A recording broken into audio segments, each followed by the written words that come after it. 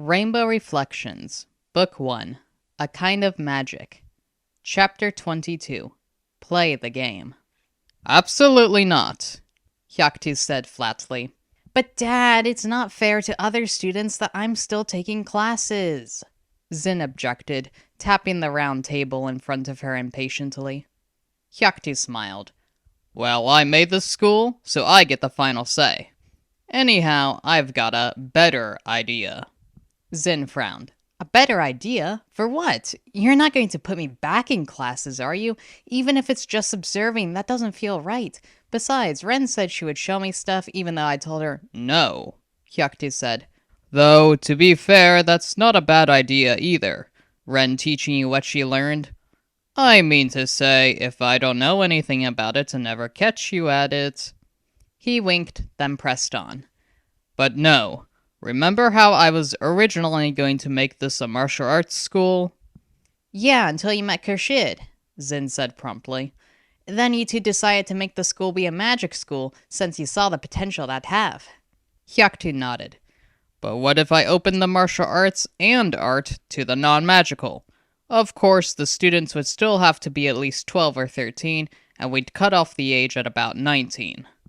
Zin cocked her head, leaning forward in her seat. You do that? Let non-magical students in to learn martial arts early? Hyaktu shrugged. Like I said, my plan was originally to make this place a small martial arts school. I would have taken in students of all ages, magical or not. So why not do something similar? But why include art? Art is vital for a martial artist, Hyaktu said simply. It teaches just as much discipline, focus, and meditation. It is proven that doing something creative makes people happier too, and therefore healthier. Zin shrugged. I guess. Well, this sounds like a good plan, Hyaktu said, smiling at Zin. I'm sure it will bring in some more students too. Martial arts aren't overly common around Galia.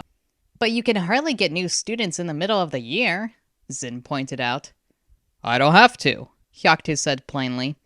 You'll be the test student, so if anyone else bothers you about not belonging in classes or how it's unfair, you can tell them that you are allowed to be in certain classes as the test student for next year's plan. Okay. Don't worry about it, Zin. Just then, the door to the tower opened, and Ren and Sarala entered. The two girls hurried to the stairs and went up. Both Hyaktu and Zin waited for their footsteps to fade away before they turned back to one another. Want to play a game of Yut? Hyaktu asked. Zin blinked. Sure. She pulled out a deck of cards, which she almost always had on her. She handed the cards to her father to shuffle, watching him without paying attention as she thought about learning magic again. The two played several rounds of cards, then Hyaktu claimed he wanted to eat a late dinner. Zin joined him, having not eaten yet. After dinner, Zin returned to the tower, while Hyaktu went to talk with a friend elsewhere. She went straight to her room, as neither Ren nor Sarala were in the family room. She was about to place a blanket on the floor to sleep on, when her desk suddenly caught her attention. Zin walked over to the desk and picked up one of the objects sitting on top of it. She frowned thoughtfully. Her father said that she couldn't do classes with a magic object, and not to put too much faith in the objects since their enchantments wore off quickly. But what if Zin made her own enchanted objects, which stayed enchanted for a long time? She could make objects do specific tasks for her. I'm so dumb, she muttered, hitting her palm to her forehead. How am I going to enchant them in the first place? The answer came quickly to her. Dad, obviously. But would he do it for me? He didn't seem too keen about the idea. I guess I could always ask the other teachers. But would they want you to have magic? Asked a doubtful voice in Zin's head. You're non-magical, after all. They wouldn't want you playing with anything magical. There's a reason enchanted objects are so expensive. That way kids don't get their hands on them. I have magic objects, she uttered aloud. And I'm not a kid just because I'm reversing puberty. I can play with my magic objects all I want.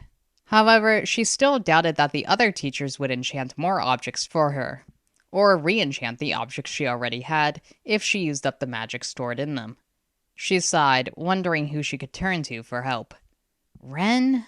No, she wouldn't know how to enchant an object. None of the first years know that. Not yet. But maybe a higher student? I wonder if Mint knows anything about it. I should ask them at the next club meeting. Happy that she had somewhere to start, Zin curled up on the floor with several blankets. After she fell still, the ceiling light turned off, plunging her room into darkness. She soon fell asleep, feeling more hopeful for the future. On Triz Day, Zin told Ren about Hyaktu's plan. Ren was beyond delighted to hear this, and instantly showed Zin what she learned in classes the previous day. Zin took notes instead of doodling, paying close attention to Ren. Ren demonstrated using magic to create an element, and explained how each of the elements took from the person's body. She then led Zin to the greenhouse before plants class started for the second years, where she showed Zin how to test a plant for its magic powers. The key is to get the plant to react to your magic, she told Zin. You basically have to annoy it. If it has a big reaction, it's got plenty of magic. If it has little to no reaction, its magic levels are low, like pine trees. She demonstrated this by throwing wind at a spiky plant. The wind hit it, and the plant seemed to blow up. The red spike shot off it in all directions, and the sisters had to jump behind trees to avoid getting hit. Whoops! Ren yelped, pulling a spike out of her arm. I guess I chose the wrong plant, huh? Zin snorted in amusement. And I guess that's a highly magical one. She walked over to Ren and frowned at the wound. You should have Fern heal that. Who knows if it's poisonous? Yeah, we haven't covered that plant yet, Ren said. I'll just wait for Fern to show up here. But we might get in trouble if we stay. We were just taking a stroll in the greenhouse, Ren said lightly. We can go anywhere in the school, so long as it's not someone's room or there's a class inside. Or the kitchen, I guess. Zin snorted. Or the other towers in general. Or the second and third floors in the southern building, Ren commented. You know, there's a lot of places we can't go. Yeah, but the point remains. We're allowed to be in the greenhouse so long as there's not a class inside. And there isn't. Not yet. Almost as soon as the words left her mouth, the glass door to the greenhouse opened, and Fern led the way inside with the second years. Ren and Zin hurried over to her as she raised her eyebrows in surprise at seeing them there. Hey, Fern, Ren called. Sorry, Miss Oakley. Fern sighed. I knew it was a bad idea for you to grow up calling teachers by first name. Ren ignored this and held up her arm. I got stabbed by a spiky plant. Is it poisonous? Am I going to die? Zin snorted at how upbeat Ren sounded about potential death. Then again, there wouldn't be a deadly plant at the school, even if a few of the plants were poisonous. Fern was also an accomplished healer, able to stop plenty of deadly wounds. You'll be fine, Fern grumbled. She searched in her cloak pocket and pulled out a vial. Rub this over the wound, then come see me at lunch. Thanks, Ren said, taking the vial. Do you just carry around vials like that all the time? It's like you pull them out of thin air. Mm-hmm. Zin pulled Ren's uninjured arm. Time to go, before we annoy Fern even more. The sisters left the greenhouse, waving to Mint and Moon as they passed.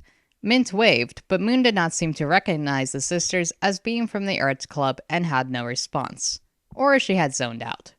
Once the twins made it back to the tower, Ren rubbed the potion over her wound. It was a thick paste the color of cantaloupe. She then got back to telling Zin how to harvest a plant's magic, which required the person to merely take off a small piece of the plant. It was easier said than done, as some plants were reluctant to let their wood or leaves be taken. They would curl in, bite, scratch, or even release a poisonous gas if they felt threatened. It was therefore best to speak to the plants in a soothing manner or even play music for them to relax. It was also important that not too much of the plant was stripped away, otherwise the nature spirits would get angry and attack. But that's just old stories, right? Sorala interrupted Ren, entering the family room after being in her room all morning. Ren shook her head. It's true. If you hurt nature, nature will send spirits after you. That was a huge issue when people began building cities. They'd cut down forests and anger the spirits. Then the spirits would destroy their buildings and supplies. Eventually, people and spirits came to a compromise, which holds true all around the world. Humans don't take too much, and they allow nature to thrive in their cities. Sorella huffed. Yeah, like I said, old stories. Why are you so against believing in spirits? Ren inquired. Because I'm an adult. No, you're not, Zin pointed out. She shot her a glare. I'm mature enough to be one. Zin knew it was better to hold her tongue on that point, and so said nothing. Anyhow, Sorella continued, I've never crossed any spirits in the wild, and I've hurt many plants along the way. I did what I had to survive. If that meant I cut down a few plants to light a fire for a warm meal, then so be it, and no spirits ever came after me. Ren shrugged. I think Fern was mostly referring to large plants and the more magical ones. Not every plant has a lot of magic in it after all. And if you're using plants to survive, that still falls under the whole take what you need thing. Whatever. What's it going to take for you to believe in spirits? Zin asked. A real spirit appearing in front of me, Sorella said flatly. And not some hallucination, so don't you dare get your dad in on the joke to make the perfect spirit. Suit yourself, though it'd be funny, Zin chuckled. Lunch was soon upon them, and Ren went to get her wound checked out by Fern. Zin and Sorella, meanwhile, went to the eating hall, promising to get a tray for Ren. They moved to stand in line, and, a moment later, Mint showed up behind them, dressed in his typical green sweater. Hey, Zin! Hey, Sorella! He said, waving. His bracelet was purple, signaling that he identified as a boy that day. Ooh, now's my chance, Zin thought. Hey, Mint, I actually had a question. Mint immediately looked nervous. He seemed to be remembering the last time Zin had asked Mint a question after the Moonlight Dance. Zin had only asked if Mint enjoyed the dance, but Mint felt guilty for abandoning Zin and started crying in response, even though it was Zin who had left Mint. Many tissues later, Zin learned that they did have fun at the dance, despite being alone. It's nothing bad, or good, Zin said hastily. It's, neutral? Oh, okay. What is it? Zin lowered her voice. Do you know how to enchant objects? Mint blinked in surprise. Sorta? I mean, we kinda learned the theory of magic studies last semester, but, I'm not the best with magic. Could you share your notes with me? Zin asked. What are you planning? Sorella growled to Zin. Yes, what are you planning? Zin sighed and looked up to see C3 standing just behind Mint. He was glaring at Zin as if Zin had just insulted him. None of your business, she snapped. Mint was starting to look nervous. Well, I don't know what's going on here, so, Can you just bring your notes to the next art club meeting? Zin asked. That's all. Mint shifted uneasily. I don't know, Zin. Please. Okay. He stammered in a low voice. C3 narrowed his eyes, but said nothing and walked away. Zin stuck her tongue out at his back, hoping he wasn't about to tell a teacher. But Zin did not get told off by Hyaktu that night. None of the teachers approached her the rest of the week either. Art classes went fine on free day, apart from a few people asking Zin why she was no longer taking magical classes, and Zin reminded Mint at dinner to bring the enchantment notes the following day. Zin was excited to go to the art studio the next morning. You look happy, Ren scoffed lightly as they entered the studio together, breathing in the scents of paint and paper. Yep, Zin beamed. The sisters were the first ones there. Sorella didn't feel like getting up early and had barely made it to the eating hall in time before the food got put away. She was more interested in practicing martial arts than going to the club anyhow, as she was learning jump kicks at the blue sash level. A few minutes later, C3 entered the room, keeping a close eye on Zin. Zin ignored him, waving at Raimugi and Morneo as they entered the classroom. Frost was not with them, as he had been avoiding Ren since the spring semester began. Moon walked in, ignoring everyone as she went to the corner of the room to start knitting a fuzzy hat. As everyone got out art supplies and set to work, Zin was beginning to wonder if Mint wasn't going to show up. But then Mint came charging through the door, panting heavily and looking flustered. "Sorry," she gasped. "Woke up late." "This isn't class, Mint," Wren chuckled. "Calm down." Mint smiled meekly, wiping the sweat off her face. "Good point," she mumbled, and she took a seat near Zin. Before Zin could ask anything, though, Mint shook her head. Her large green eyes flicked towards C3 watching nearby, and Zin shrugged almost imperceptibly. "Fine, we'll wait until the end," she thought dismissively. She pulled out her sketchbook, which she had placed in her leaf-patterned robe that morning. Turning to a blank page, she started doodling a flying ship. The students chatted about their winter breaks as they worked. Murnau had gone to the Stay of Niu, where his extended family lived. The students were then talking about where they'd like to travel to in the future, from states on Galia to other countries around the world. Zin's heart ached as she yearned to travel again, hoping the Saihan family would go somewhere new for summer break. Wren turned to Zin and brought up fun memories they spent at their old home. Zin snorted in laughter as Wren reminded her of the time they attempted to bake a cake for Hyaktu and nearly burned down the house. And how could she forget the time they got lost in the woods and asked the spirits to help them, and a small deer appeared to lead them back home. Eventually, the students packed up their art supplies. Raimugi and Murnau left first, then Moon went. Zin hoped C3 would go too, but he remained sitting at his desk, working on his watercolor painting. "Oh no!" Wren gasped. "Moon forgot her scarf. See you in the eating hall, Zin." She grabbed the fluffy scarf and hurried from the room. Zin watched her go, slipping her notebook back in her robe pocket. She then inched closer to Mint, who was flipping through a binder. "Should we go outside?" Zin whispered in the lowest voice she could manage. Mint glanced meekly at C3. "I don't know," she replied, fumbling nervously through the papers. "It's easier to sit down." "Then let's sit down outside," Zin hissed. "I'll still be watching you," C3 said loudly. Zin shot him a glare. "Why can't you mind your own business?" C3 gave her a bland look. "I do not think you should be enrolled in classes, no matter what your father might be attempting to set up next year. You do not deserve to be learning any sort of magic theory, and definitely not that of year 2 or above." Yeah, Zin muttered. "But like I said, it's none of your business." "I'll get your father," C3 growled. Zin frowned at that. "If I tell you what I'm doing, will you leave me alone?" C3 perked up at this. "Potentially," he said. Zin sighed, glancing towards Mint for her opinion.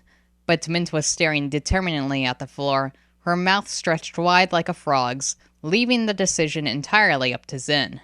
Zin looked back at C3. "I'm trying to enchant objects so I can use them as my form of magic," she said. "How would you be able to enchant them if you don't have your magic? Or are you going to skip taking your hormonal potion for a day to enchant them then?" "I was going to give the notes to Wren. She'd figure it out," Zin said with a shrug. "Second year magic?" C3 murmured, rubbing his chin thoughtfully.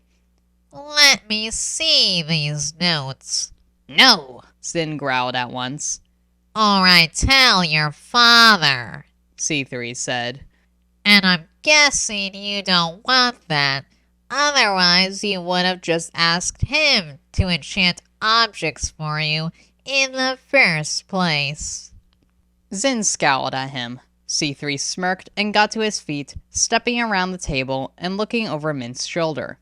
Mint sat in place, not sure whether to close her binder or leave it open.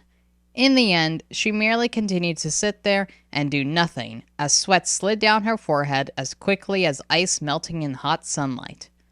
C3 scanned her notes, flipped to the next page, and read on. After a few quiet minutes, he looked up. Had your fill? Zin scoffed. It seems simple enough, in theory. C3 replied. That is, if these notes are reliable. Mint made a small noise of fright, glancing at C3 quickly. Still, it would be interesting to try it out. C3 muttered to himself. Suddenly, C3 snatched the pages of Mint's notes and ran out the door. Zin was so taken aback by the action that she blinked in confusion. Mint screamed in terror and hurled herself to the floor. Come back! Zin yelled, and she hurried after C3. C3 was already on the elevator outside the eastern building. He sniggered at Zin before flinging open the door on the 3rd floor and darting inside. Zin hurried after him, slipping on the snow. She nearly crashed into the wall. Elevator, come down! She yowled. The stone seemed to take 5 minutes to lower itself to the ground again. Zin swiftly hopped on and ordered it to go to the 3rd floor, and it moved slowly once more. She didn't know if the enchantments needed to be redone or if she was just being impatient. She opened the door as soon as the front railing lowered and darted inside. The door opened up onto a long hall with a bathroom directly across from it. The rest of the hall was dedicated to student rooms. Great, how am I supposed to know which door is his? But the first door she glanced at had Raimugi's name on it. She looked at the other door, and they were all labeled with student names too. Oh, that's convenient. In the time she lived at the school, she never had the need to go up to the student quarters. When she did dart down the halls on those rare occasions, it was during the summer or winter breaks when there weren't any students around. The doors had been blank, as far as she remembered. Zin hurried down the hall, glancing from left to right and right to left. She reached the end of the hall, and the very last door on the left read C3 in large letters. It looked like the students were allowed to put preferred names on the doors if they didn't want to go by their legal ones. She tried opening the door, but it was locked. She pounded on it loudly, a jolt running up her arm at how hard she was hitting. C3, open up! But C3 was hardly going to open the door, not after stealing the notes. C3! Zin shouted, knocking on the door harder. Don't make me break down this door! You'd be in serious trouble if you did. C3 sneered, his voice muffled. Zin frowned. He had a point. How would she explain to her father that she broke down his door just because he took Mint's notes? And, knowing C3, he'd probably hide the notes away someplace like he'd never done anything wrong. In addition to that, Mint was hardly going to be a good witness, as she always avoided conflict wherever she could, just listening to what others told her to do. I thought you said that we weren't allowed to learn second-year magic, Zin growled, lowering her voice. I said you, specifically, C3 said.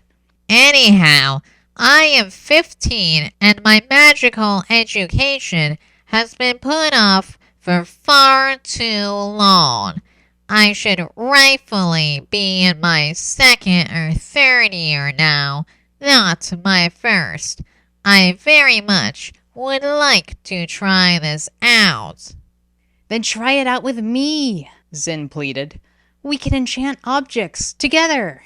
And allow you to take these objects for yourself? No thanks, C3 said. Now leave me alone.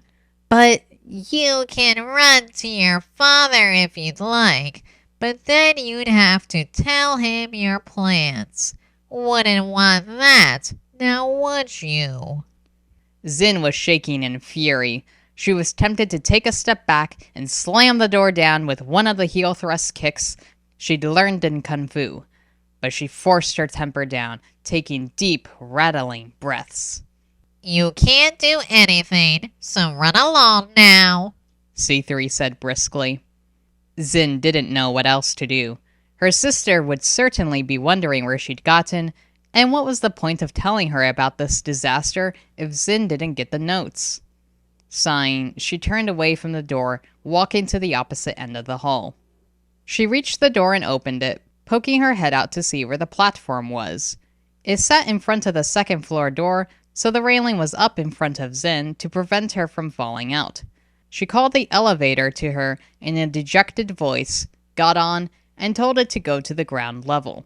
She then crossed the courtyard to the art studio, poking her head in to see if Mint was still there. She wasn't.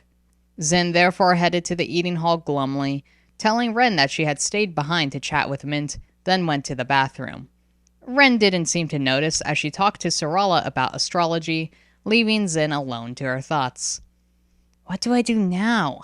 Find a different second-year student to question? Maybe Moon? No, I doubt she pays attention in class, and she probably wouldn't know who I am if I asked. But Zin didn't know too many students outside of the first year. Of course, she chatted with some in the more laid-back art classes, but she wouldn't even call them acquaintances. They'd probably tell Hyaktu or the other teachers too. I don't think asking someone else will work. I'll just have to get those notes back from C3. Somehow.